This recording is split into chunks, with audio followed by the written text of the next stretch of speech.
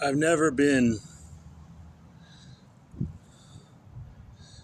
particularly impressed by, I don't know, the personality of Shaquille O'Neal. He's irritating. Um, I was actually imagining myself during the winter when I was isolated and I was getting some mental content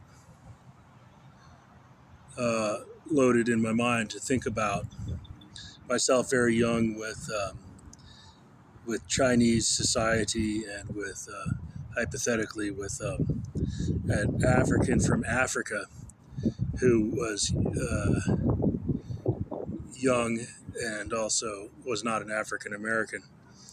Um, so I was excited by the Chinese mainly, and the African was okay. The black African from Africa was young, and I thought just because he was young and foreign, he wasn't terrible. Um, but African American men have always hated me, and Shaquille O'Neal is no exception. I think he's jealous of me. He's not as bad as my older sibling Samuel from a different father, but I think Shaquille O'Neal is jealous of me. Um, so I wasn't particularly interested in Shaquille O'Neal, but I decided I would go ahead and have a fantasy of him. I had a fantasy of him already. I fingered my dog in her pussy, and then I had a vision of Shaquille O'Neal as if he were smaller, his natural height if he hadn't had any growth hormone.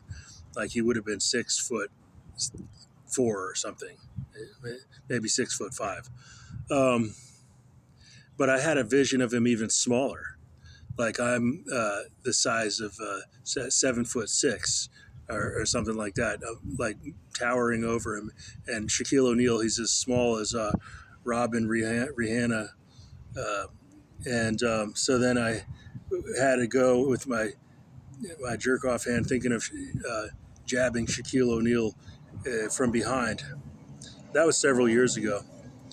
Um, and that was my first idea of reconciliation with Shaquille O'Neal because I wanted to duel because I thought he's trying to prey on me while everybody's organized against me and I'm at a low point. I don't like that. But what they did was they hijacked my metabolically scheduled morning boner. And I call it a metabolically scheduled morning boner because it already happens in the morning. Plus, it was a dietary schedule where the planners waited until I had gotten my money when I get money once a month, and then I would feast, and I wouldn't have enough to eat most of the month, and then right after I get that money, I eat and I have a good night of sleep because I would eat some chicken and I would drink some beer and sleep.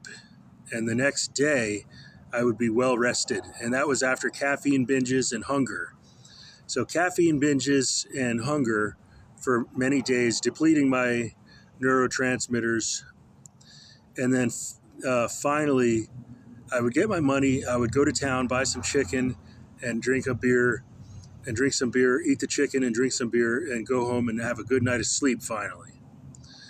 And then the next morning is not just a metabolic, it's a metabolically scheduled, but it's also by the dietary schedule that it was known that I would have a higher uh, likelihood of springing a boner because of my metabolism. So then they initialized in my mind some females, young and senior woman, a young girl and a senior woman, and then they suggested now you should think of Shaquille O'Neal and with female approval that you should subordinate yourself for protection from Shaquille O'Neal because you're a transgender baby. You're born this way, kind of like that, sort of a. females who didn't know me very well planning my future because of misinformation, that they had been fooled by misinformation. So the females and the female attention and the proclivity for the morning boner, which is already metabolically scheduled, and then the idea of you should be gay for someone, and with the bisexual social context and the female approval, I'm like, oh no. So I started to get an arousal, but then I did an intrusion. What do you call it? Mental forensics for to understand the cyber attack. What went into that cyber attack? So anyway, they were doing a lot of cyber attacks on me, taking advantage of things I didn't remember, trying to push me over a tipping point into being a feminized male. But no, I was not convinced. I said, I'll comply a little bit. You want me to be more gay? You're terrorizing me. You're blackmailing me. But no, I had not been.